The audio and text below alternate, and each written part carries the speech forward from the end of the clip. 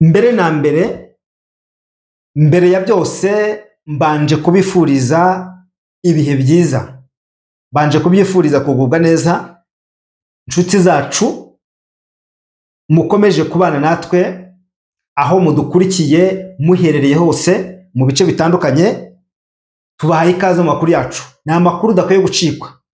Turi mu gitondo cya kare, turi mu rukerera rwo kuri iki cyumweru ku itariki 30 z'ukwezi kwa 11 2025. Tugarukanye makuru menshi cyane arebana n'imirwano, arebana n'ikintu bita urugamba muri Kivu y'Amajyepfo, muri Kivu y'Amajyaruguru. Ibintu bikomeje kurushaho kuba bibi cyane, ariko niba ari ubwa mbere ubanye natwe ukaba wifuza kumenya ukuri no gusobanukirwa kurushaho impinduka zose zibikomeje kubera muri aka karere k'ibiyaga bigari, kanda kuri subscribe.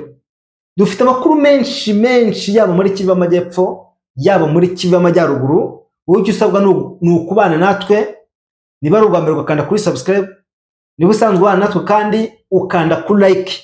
Abantu ni mu liking rwose, ni ugukoraho ubundi ukigendera cyangwa se ugakomeza kumva ibiganiro, ariko wa likinze biba byiza rwose. Niyo mutwandikiye tukabona ibitekerezo byanyu bitubira byiza cyane, mukatubwira n'ahantu muherereye, kuko iyo tuzaho inshuti zacu ziherereye bitubira byiza. Boneho no gusuhuza abantu badukurikira by'umwihariko bari ikota masimbi ku mugabane wa Amerika, i Burayi, ku mugabane wa Aziya no mu bindi bihugu bigiye bitandukanye, ariko tutibagiwe n'abadukurikirana bari mu bihugu bitandukanye birimo u Burundi, abari muri Kongo, abari muri Tanzania, abari muri Uganda, n'abadukurikiye bari mu gihugu cy'u Rwanda no mu bindi bihugu bigiye bitandukanye. Rero nizere neza ko muguhe neza. Muri aya makuru yacu turaza kugaragaza cyangwa se kureba ukuri kw'ibikomeje gutangazwa.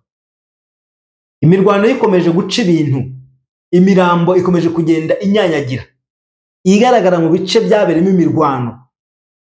Narababwiye ngo indege z'igisirikare cya Kongo zikomeje kurasa abarwanyi ba M23. Izi ndege uko zimanutse ntago zimanikira ubusa, ntago zimanikira ubusa. Hari imwe mu mirambo ikomeje kugenda ibonwa cyangwa se igaragara mu duce tugiye dutandukanye. Ibi turaza kubigarukaho, aho imirambo yagaragaye ndetse na ba nyirayo. Ubu hari amakuru avuga yuko M23 yakaniye yamaze gutangaza ko ibyo gusubizwa mu buzima busanzwe, mu buzima bwa gisivili bitabareba. Kinshasa imaze iminsi itangaje ko mu masezerano izasinya muri Leta Zunze Ubumwe za Amerika ngayo kuvanga ingabo ntago arimo. Kuvuga ngo gufata imitwe yitwaje intwaro bakavanga ingabo n'igisirikare cya Kongo, ibyo ngibyo ntago birimo. Ni byinshi tuza kugarukaho, ariko byubakiye cyangwa se bigaragaza ko iyi ntambara igiye kurushaho gukomera ndetse no kwaguka mu buryo budasanzwe. Nyuma y'igurwa ry'intwaro ziremereye zirimo iz'ubutasi, ndege z'intambara ziri kugurwa muri Israel, ziri ndetse gukoreshwa mu buryo bwa tekinoloji. Ngira ngo ni kenshi cyane M23 yagiye ivuga ko igiye gusenya ibikoresho cyangwa se intwaro zo mu kirere Leta ya Kinshasa ikomeje gukoresha ihanganyemo n'abarwanyi ba M23. Ariko kugeza kuri ubu ngubu abantu benshi bakomeje kwibaza bati byahereye hehe izi nyeshyamba zitari kurasa ingabo z'igisirikare cya Kongo hakoreshejwe uburyo bwa tekinoloji. Hari amakuru amaze iminsi atangazwa muri Kivu y'Amajyepfo ko uwitwa Ngarukiye yaba yaravuye mu mwuka. Ibi nabyo turaza kubigarukaho, ariko ingabo z'u Burundi zirimo zirashinjwa gupfusha abasirikare benshi aha muri Kivu y'Amajyepfo bikozwe na M23. Ibi biro biratangazwa mu gihe imibare y'abishwe n'indege z'intambara nayo itigeze ijya hanze, ariko turaza kubigarukaho impamvu M23 ikomeje gukora icyo bita protection. Ikomeje kurinda abarwanyi bayo n'indege zabarasa, niyo bagwa mu gico bakomeje gukavaringa.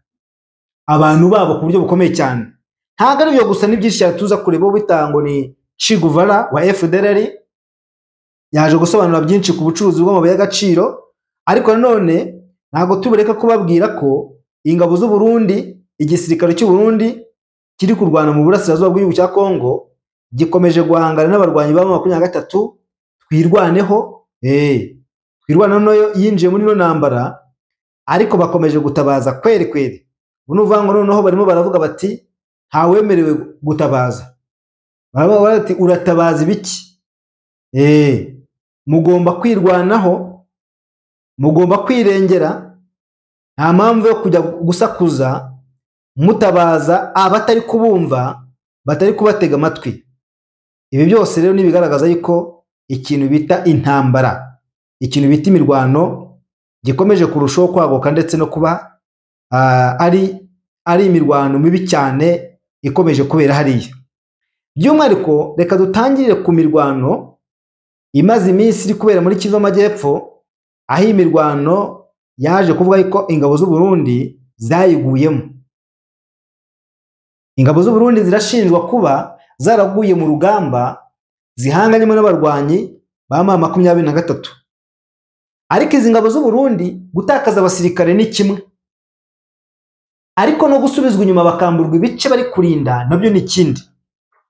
Hano iyi ngabo ziri kurwana cyangwa se imana ziri kurwana, nta ruhande na rumwe rudatakaza abasirikare, ntarwo. Wenda hashobora kubaho uburyo wenda uruhande rushobora gutakaza abasirikare benshi, noneho buriya iyo umwanzi yagufashe bugwate cyangwa se akabasha kubona uburyo imbaraga zawe zihagaze, abagomba kugaragariza yuko yabonye nyine uko uhagaze. Ingabo z'u Burundi zirimo ziratakaza abasirikare, si n'ubu ngubu gusa, kuko na mbere zagiye zitakaza abasirikare ku rugamba bahanganyemo na M23. Izi nyeshyamba zagiye zivuga kenshi ingabo z'u Burundi zirwanira iki cyangwa se ziri mu gihugu cya Kongo mu gukora iki. Nazo zikavuga ngo zatabaye Kongo, ariko zanagiye no kurinda inyeshyamba zirwanya ubutegetsi bw'u Burundi za Red Tabara. Muri iyi minsi ingabo z'u Burundi zirimo zirahangana n'ibitero bikakaye cyane by'abarwanyi ba 23 na twirwaneho, mu gihe amakuru avuga yuko ngo arizo ziri kurwana zonyine, mu gihe FARDC na Wazalendo nabo bamaze iminsi bari kwisubiranamo mu mujyi wa Uvira. Kandi uyu mujyi wa Uvira ni ingabo z'igisirikare cya Kongo zishaka ko abarwanyi batinjira, n'abarwanyi b'Abarundi batifuza yuko izi nyeshyamba zakinjira muri uriya mujyi, kuko gufata uriya mujyi wa Uvira ni ikibazo gikomeye cyane ku barwanyi b'Abarundi ndetse na FARDC muri rusange. Ibikorwa byose ingabo z'u Burundi ziri gukora zirabikora mu rwego rwo gutangira mu 23. Ubu tuvugana Mwenga yamaze kugeramo abarwanyi ba 23. Ariko yuko nababwiye ingabo za 23 zongereye ubushobozi n'imbaraga nyinshi muri Kivu y'Amajyepfo, mu gihe babona ko zishobora gutanga umusaruro bagahagarika ibitero byo muri Kivu y'Amajyaruguru, bakabanza bakerekeza mu gace kamwe.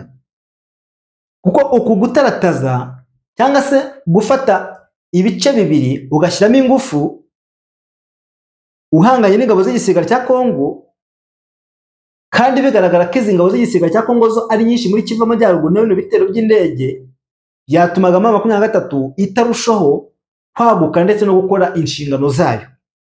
Ariko yivugiye ati reka twatake Kivu y'Amajyepfo, Kivu y'Amajyaruguru tube tuyihoreye. Niyo mpamvu bamaze kugera muri Mwenga.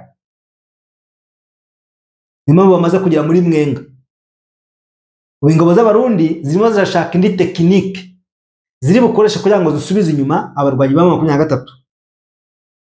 Igisirikare cya Kongo n'izi ngabo z'Abarundi n'ubundi bakomeje gukoresha ibitero by'indege bikunze kwibasira abarwanyi ba 23, ariko bakavuga ko ngo ahanini hakunda kwibangwa ku duce tuba tuzwi neza cyane ko haba harimo abayobozi b'izi nyeshyamba mu rwego rwo kubaca intege.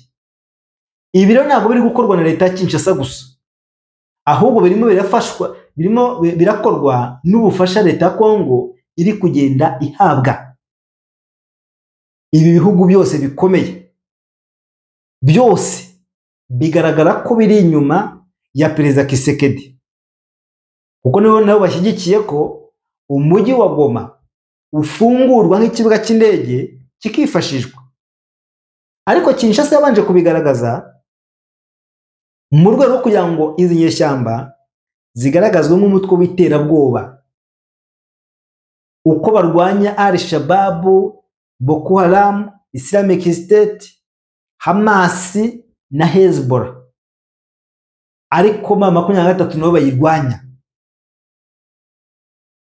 Niyo mpamvu Kinshasa yongera ingengo y'imari y'igisirikare kugira ngo ibashe kugura ibikoresho. Uyu muryango w'Uburayi mwabonye ko ateye inkunga igisirikare cya Kongo, bakabahereza miliyoni 10 z'amayero agomba kwifashishwa mu kugura ibikoresho bya gisirikare by'ibanze. Noneho amakuru akomeje guturuka mu bice bya Kirungutwe naho bita muri Kasika, ni mu karere ka Mwenga mu ntara ya Kivu y'Amajyepfo. Aya makuru aragaragaza ko abasirikare b'Abarundi bakomerekeye mu mirwano yo muri biriya bice boherejwe mu mujyi wa Kisangani uri muri teritwari ya Walikari, akaba ari mu ntara ya Kivu y'Amajyaruguru. Abasirikare b'Abarundi bakomerekeye mu mirwano boherejwe mu gace bita Kirungutwe muri Walikari, niko amakuru abitangaza. Ariko none ngo nkuko inzego zikomeje kugenda zibitangaza, inzego z'umutekano muri kara gace ngo byemeza ko aba basirikare bajyanwe ku gahato, ngo ku buryo bwafashwe nk'ubugamije ngo kubavuriza kure y'ahabereye imirwano, ndetse no gushaka amakuru ngo ku mubare w'abakomerekeye ku rugamba. By'umwihariko raporo ivuga ko abasirikare b'Abarundi baguye mu mirwano batigeze ngo basubizwa iwabo, ahubwo ngo bakomeje gushyingurwa mu bice baguyemo. Kuko amakuru avuga ko ngo bamwe mu bashyinguwe mu mashyamba ngo bari mu maboko y'ingabo za leta, abandi ngo bakajugunywa mu bihuru no mu misozi mu buryo ngo busa rwose no kurindagiza amakuru y'urupfu rwabo. Ariko ibi ni ibitangazwa na M23. Ibi ni ibitangazwa n'ibinyamakuru bikunze kwandika bibogamira ku ruhande rwa M23. Bakavuga ko ngo abaturage bo muri bice babwiye ibitangazamakuru birimo nka Minembwe ngo yuko bakomeje gusanga imirambo y'ingabo z'u Burundi mu bihuru. Ibi bikaba ngo bikomeje ngo kubatera impungenge ndetse n'akavuyo mu buzima bwabo bwa buri munsi. Impamvu nababwiraga ngo imirambo ikomeje kugenda ibonwa. M23 nubwo iri kuraswa n'izi ndege z'intambara, buri abantu batagira ngo ntago abaturage cyangwa se izi nyeshyamba zipfa. Nivuga ngo ubusanzwe igisirikare cya Kongo cyo kirimo kirakavaringa imirambo y'abasirikare baba baguye ku rugamba ku buryo idashobora kujya hanze. Impamvu ibi ngibi byagiye hanze nuko ingabo z'u Burundi zishobora kuba wenda zaribeshye cyangwa se abarashwe bagacika. Hari ukuntu wenda tuvuge abantu bagwa mu gico cy'abantu batezwa mbushi. Niba ingabo z'u Burundi zatezwa mbushi n'abarwanyi ba M23 natwigwaneho, umubare w'aba bateze bari bo bose bashobora kwandika cyangwa bagatangaza ibyo bashaka bigendanye n'ibimenyetso bafite. Ni nayo mpamvu aba barwanyi ba M23 bo tekinike bakoresha iyo izi ndege zaje kurasa. Iyi ndege zaje kurasa zirarasa ariko nyuma yo kurasa aba barwanyi bamwe mu barokotse cyangwa se bamwe mu bakomeretse abakiri bazima, kuko hari abakomereka, hari abapfa, hari n'abari bazima n'ubundi. Aba rero bagomba gukavaringa buri muntu wese, yaba ari uwakomeretse, yaba ari uwapfuye, bakabuza, bagafata imirambo yabo ku buryo nta muntu n'umwe ushobora kuhagera ngo abe yashinyagura cyangwa se yagira ibyo atangaza. Na cyane ko Kinshasa hariya ubu nta kintu kivuga ku mirwano. Yiraceceka igatungura aba barwanyi, hakabaho imirwano, bakarasana, bagapfa abandi bagakomereka, ariko ntabwo Kinshasa izana amatangazo cyangwa se raporo y'ibyabaye ngo ijye kugaragaza ngo byagenze gutya. Oya, ahangaha rwose nuguruca ikarumira ikagenda ikicwendekera, niko basigaye babigenza. Kugeza ubu ngubu nta tangazo rimwe ryemeza cyangwa se ryatanzwe n'ubuyobozi cyangwa se ku ruhande rw'u Burundi ku birego bikomeje gukwirakwizwa ku mbuga nkoranyambaga, baganira ngo ku miyoborere y'uburenganzira bwa muntu mu bikomeje kubera mu burasirazuba bw'iki gihugu. Abasesenguzi rero ku mutekano n'akarere bavuga ko ibi birego bishya bikomeza kwiyongera, urujijo rukomeje kwiyongera cyane cyane ku ngabo z'amahanga ziri mu burasirazuba bw'igihugu cya Kongo. Akarere kamaze imyaka myinshi ngo karangwa n'intambara, umutekano muke ndetse n'icuraburindi mu kubahiriza uburenganzira bwa muntu. Aba bongeyeho ko niba ngo ibyemejwe n'impande bireba byaba ari ikimenyetso cy'ubusumbane ndetse no kudaha agaciro ubuzima bw'abasirikare, aba boherejwe ku rugamba mu butumwa bwo gufasha ingabo za Kongo, ndetse bigashyira igitutu kuri guverinoma zombi, ndetse no gusobanura uko imirwano iyobowe n'uko imibereho y'ingabo icunzwe, uko nyine ku rugamba bameze, bagatanga raporo bavuga bati twatatswe, raporo zigatangwa. Ibi byose bibaye mu gihe hashize iminsi imirwano ikaze cyane ikomeje kubera muri Kivu y'Amajyepfo no muri Kivu y'Amajyaruguru. Noneho aba barwanyi bamaze kugaragariza isi yose ko ibyo Kinshasa itegura bitazigera bibaho. Murabona bano barwanyi bo bamaze iminsi bavuga bati turashaka gukora icyo bita balkanization, tugafata Kivu y'Amajyaruguru na Kivu y'Amajyepfo tukabihuza hakavamo igihugu kimwe. Ibyo Kinshasa yamaganye burundu ku mugaragaro. Noneho mu gihe ubuyobozi bw'umutwe wa 23 ariwe Bertrand Bisimwa yatangaje ko rwose ngo batemera na gato ibitekerezo byo kwinjizwa cyangwa se gusimbuzwa cyangwa se gusubizwa mu ngabo za leta ya Kongo FARDC z'igihugu. Izi ngizi ngo gisanzwemo, avuga ko batsinzwe, ahubwo ngo bahisemo inzira yo kubaka ingabo nshya zishoboye kurinda ndetse no kubahiriza ibyo ingabo z'igihugu zishinzwe gukora. Avuga ati kugira ngo twebwe tujye kwiyunga n'igisirikare cya Kongo, ahubwo tuzubaka igisirikare cya Kongo, tuzagihindura.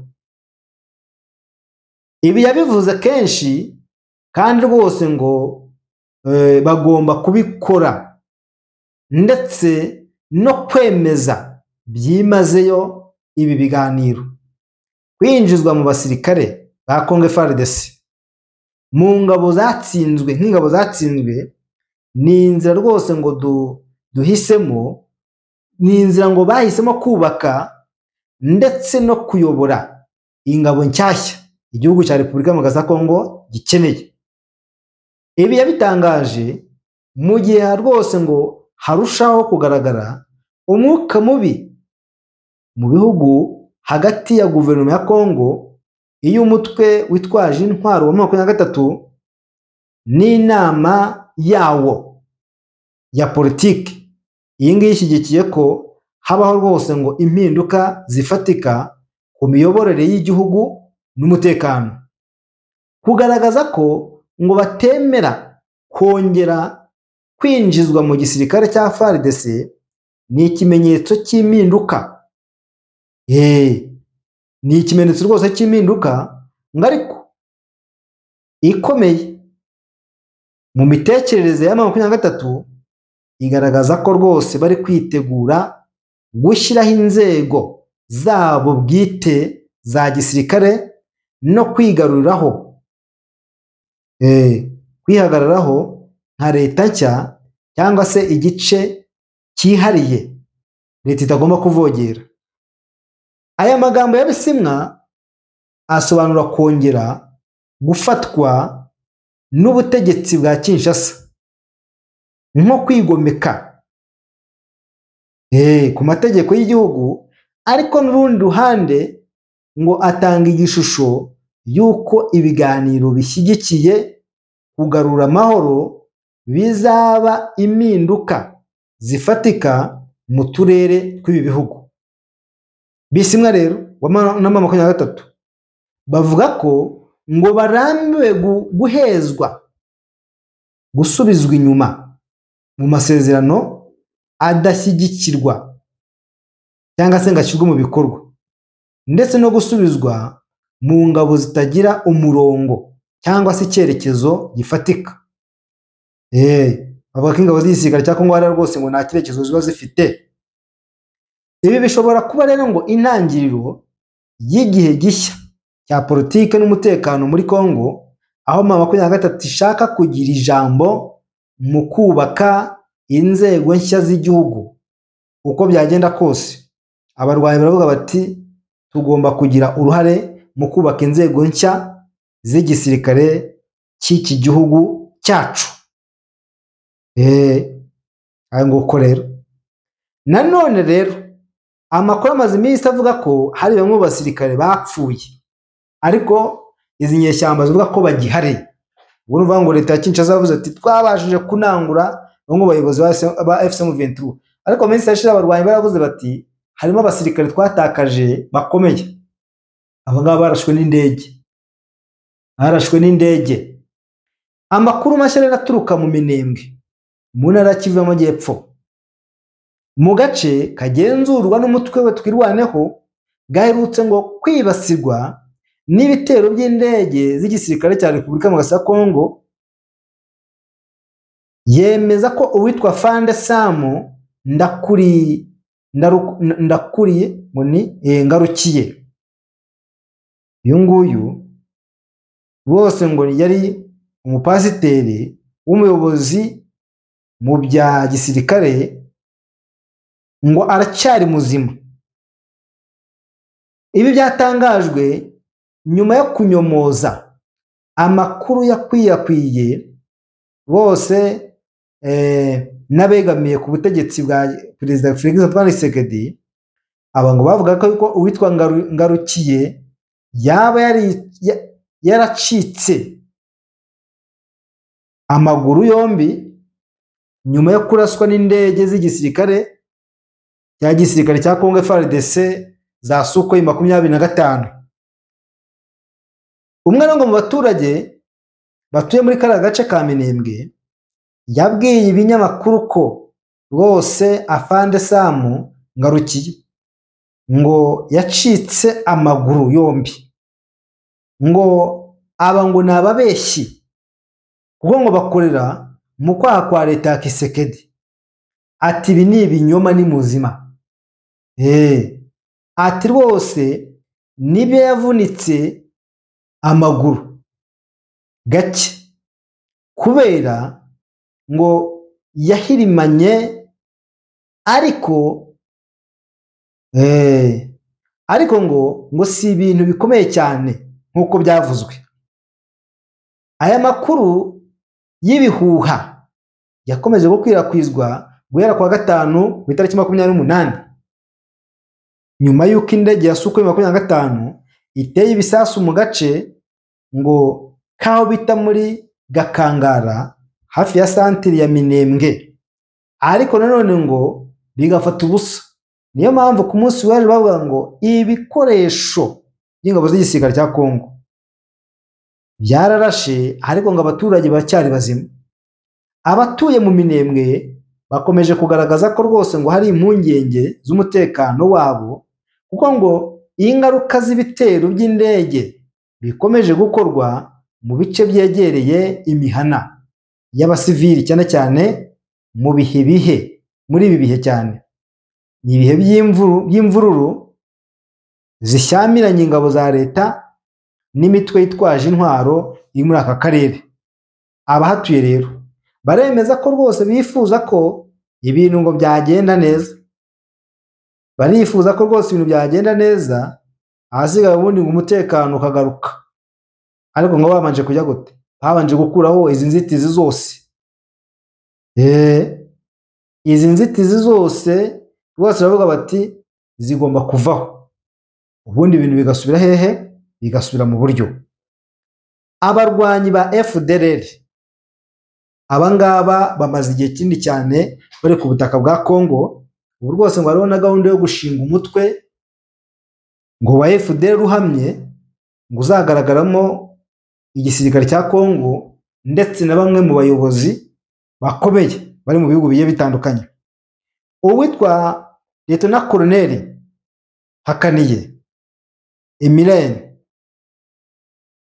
uzwi nka Che Guevara Jacob, uyu ni umutwe wa FDLR yatanze ubuhamya bushya bugaragaza uburyo uyu mutwe n'ingabo z'igisirikare cya Kongo FARDC bakomeje mu gufatanya mu bucuruzi bw'amabuye y'agaciro ndetse no mu bikorwa ngo by'urugamba bigamije guhungabanya umutekano w'u Rwanda. Umukuru w'igihugu cy'u Rwanda ndetse gutangaza ko imigambi Kinshasa ifite na FDLR yamaze gutahurwa yo guhuriza hamwe abatavuga n'ubutegetsi bw'u Rwanda. Nka bya bindi imitwe yose irwanya ubutegetsi bwa Kinshasa yahuriye hehe?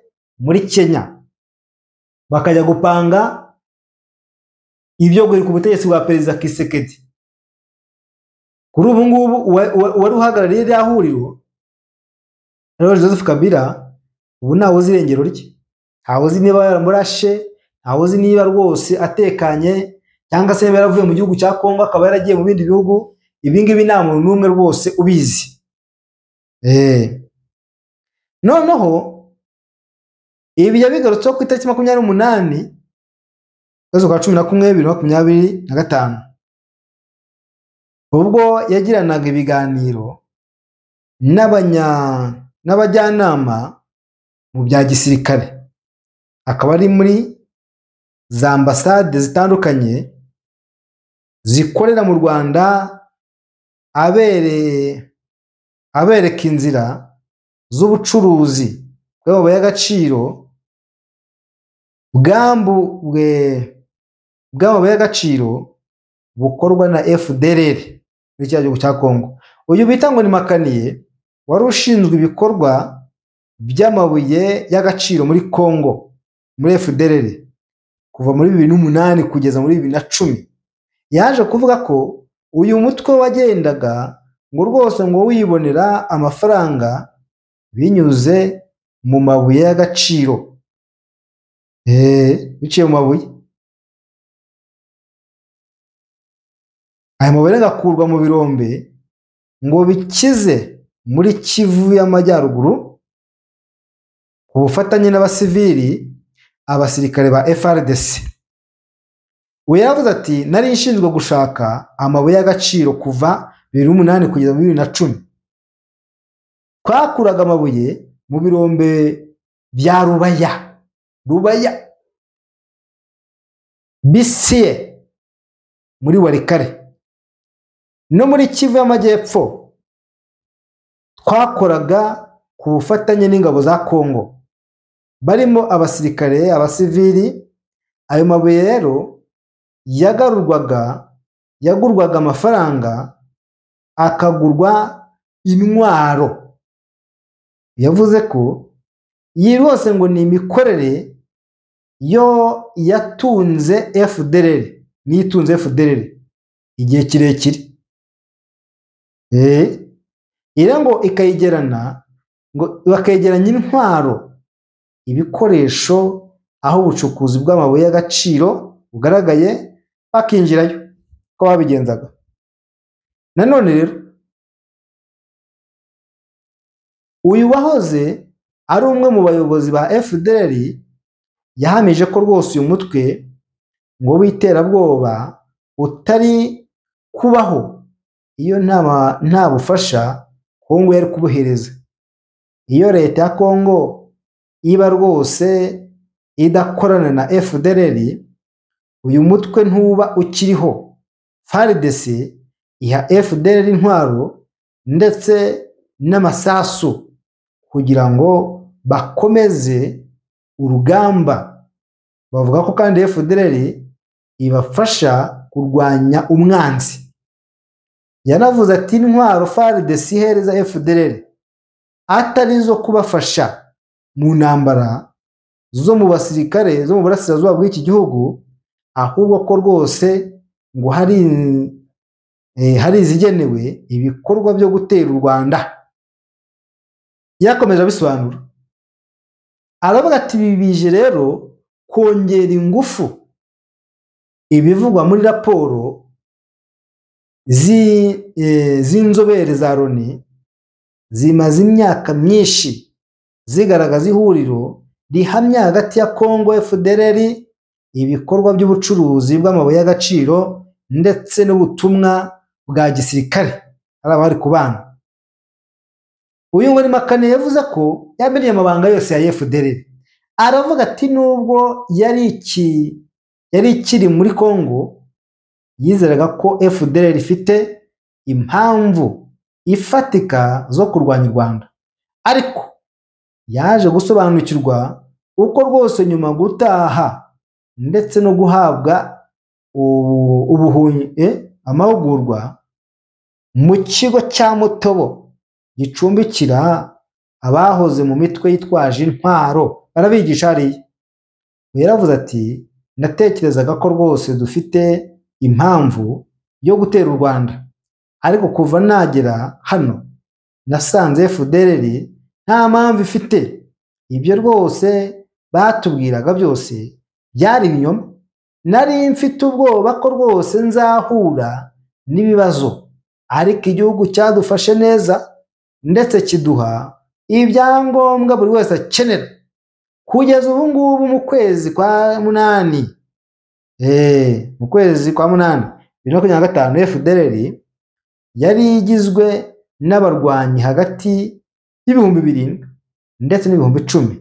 Abenshi muri abo rero ngo bakoraga mu ntara ya Kivu y'Amajyaruguru muri Kivu y'Amajyepfo. Itariki 14 z'ukwezi kwa 10 rero 2025, abayobozi bakuru bayo bari muri Lt General Byiringiro Victor, Pacifique Ntawunguka, General Omega, aba ngo bari bakiri mu gace ka Walikari, imwe mu ntara ngo zikungaye cyane ku mabuye y'agaciro arimo rwose ubita ngo ni Gasegeteri.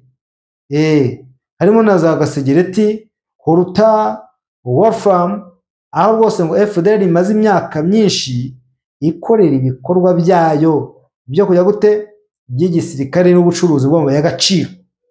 Impamvu badataha, abatanga ubuhamya bwa Che Guevara Jacob, uyu ngo yita ngo ni Jacob, yakomezaga rwose ashyira ukuri ahagaragara, avuga ati ni ukuri reka ngo ushyire ku karubanda imikoranire hagati ya FDLR na FARDC ibyongera guhamya ko rwose ari ibikorwa byo mu mutwe ngo bitugwa, ngo batungwa n'inyungu zishingiye cyane ku mabuye y'agaciro no ku miyoborere mibi ikomeje kugaragara mu burasirazuba bw'igihugu cya Kongo. ati rwose niyo mpamvu bari abantu badataha, niyo mpamvu bari abantu badataha rwose,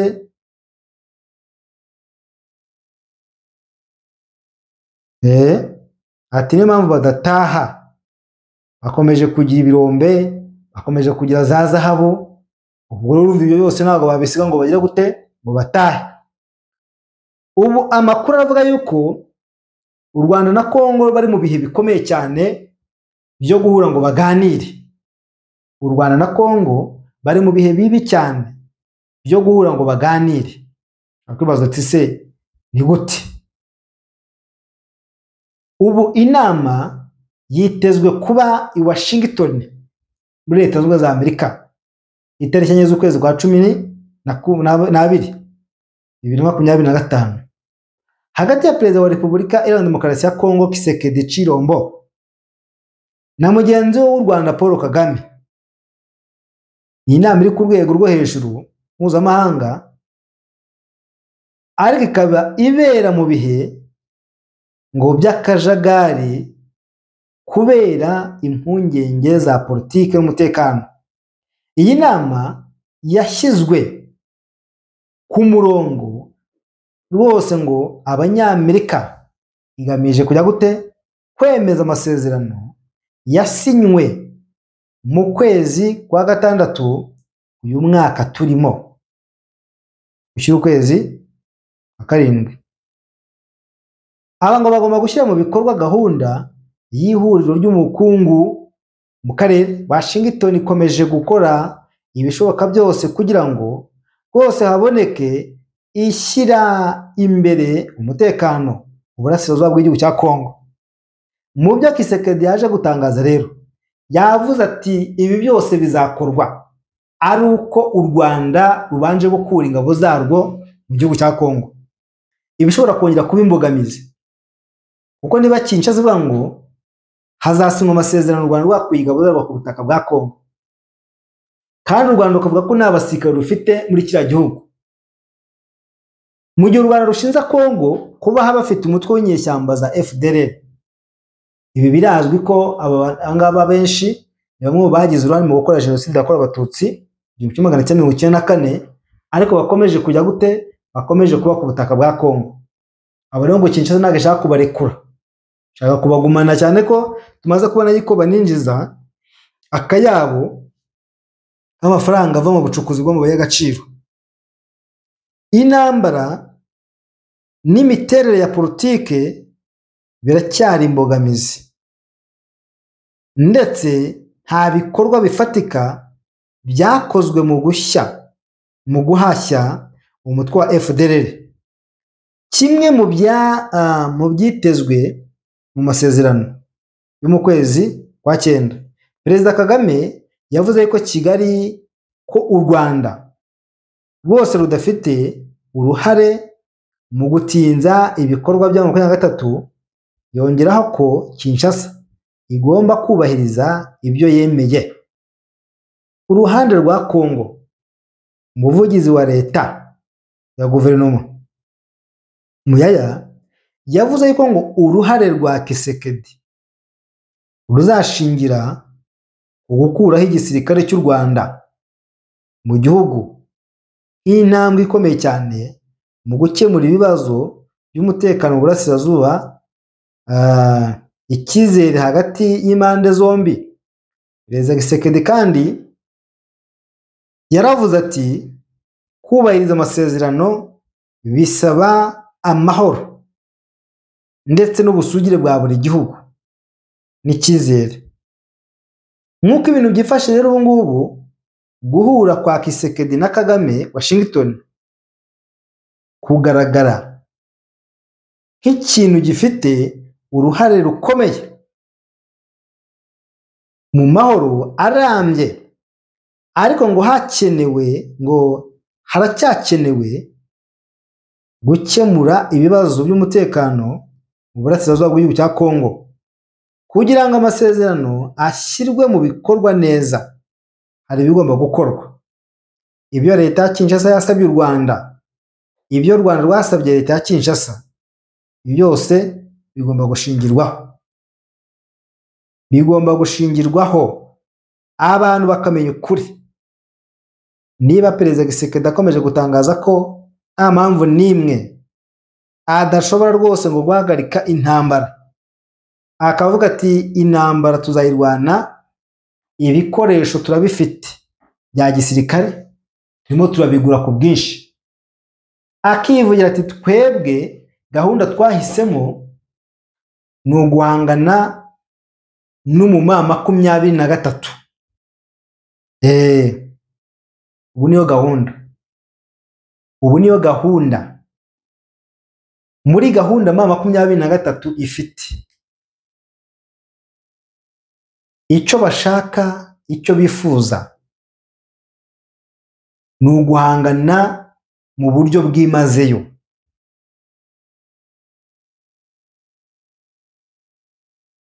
Ni uguhangana mu buryo bwimazeyo kuko ingufu igisirikare cya Kongo kiri gukoresha navuga yuko ari ingufu z'umurengera, ni ingufu z'umurengera. Amakuru aturuka mu mirwano mu mirongo migari y'urugamba, drone z'igisirikare cya Kongo zikomeje kurasa, FARDC ikomeje kurasa mu buryo budasanzwe, ikarasa ibirindiro by'abarwanyi ba mama 23. Umutwe wa mama 23 waje kwigamba ko rwose ngo ingabo zawo zeruka gukubita hababaza ingabo z'u Burundi ku mpande zombi mu gihe zarwanaga mu gace ka Kasika muri cyumweru gishize. Mama 23 yemeje aya makuru biciye mu muvugizi w'igisirikare cyayo cyitwa FARDC with RRC, Lieutenant Colonel Wiringoma.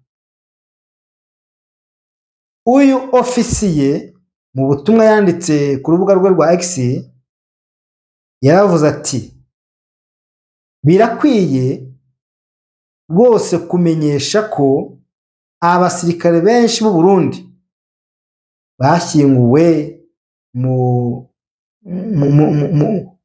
bashyinguwe mu mva rusange muri gace bita Kasika Shishi. Babashyinguwe mu buryo bwihuse mbere ngo yo gutsindwa n'ingabo z'u Burundi mbere y'intara za Sarambwe. Colonel Wiringoma rero, tuna Colonel Wiringoma ntabwo yiza atangaza umubare w'abasirikare b'abarundi bashyinguwe muri kariya gace kuri ubu ngubu rwose kari mu maboko ya mama 23. Amakuru baba bamaze kuyakurura. Uyu musirikare mukuru kandi yanavuze ko biteye isoni cyane kandi ngo bikaba bibabaje kubona umusirikare w'u Burundi ngo bakomerekeye mu mirwano yabereye mu duce twa Kasika, agace bita Kirungutwe, Mwenga. Aba rero aba ngo barirukananwe kugeza rwose ngo barirukankanywe kugeza bageze muri Warikare, hanyuma ngo bakajyanwa ku ngufu muri Kisangani aho boherezwaga iwabo. Aba ngo bashimangira ko ingabo z'u Burundi zikomeje kugwa mu ntambara yo mu burasirazuba bw'igihugu cya Kongo kubera inyungu z'umuntu umwe ari we Perezida Evariste Ndayishimiye. Barimo baramushinja bose ngo kuba abaturage bashize burundu. Noneho kuwa gatatu tariki 27 Ugushyingo nibwo ingabo za leta ya Kongo FARDC zigaruriye agace ka Kasika gaherereye muri teritwari ya Mwenga, ahangana muri Kivu Amajyepfo. Ni nyuma y'uko rwose ngo ngo kukirukanamo ingabo z'u Burundi, ngo rero ngo byari nyuma y'imirwano ikaze yari iherutse kubera muri kana gace isakiranya impande zombi M23 ndetse n'ingabo z'igisirikare cya Congo FARDC. Abasirikare bari ku murongo bararasa. Amakuru avuga ko bose muri iyo mirwano ingabo z'u Burundi mbere yuko rwose ngo zikubitwa ngo zarwanye zonyine, ngo FARDC na Wazalendo bafatanyije hariya, bari bafatanyije urugamba, bari bamaze gufata icyemezo cyo guhunga rwose ngo bakizwa n'amaguru bava mu duce. Ingabo z'u Burundi zavuga zitwebwe turajya hehe kutwemeje kurwana, reka duhangana, cyane ko no gucika no guturuka hariya umusirikare nyine rwose aravuga ati gucika ni ikibazo. Ari umusirikare aravuga ati rwose gucika ni ikibazo, ntabwo byemewe gucika. Uracika urugamba ukajya hehe? Ati reka ntabwo byemewe rwose. Ubwo rero rwose reka mbashimire byimazeyo. Ngirana ibihe byiza kuri mwese mukomeje kubana natwe, muwahisemo neza gukanda kuri subscribe, ubundi amakuru yacu rwose nakagaruka.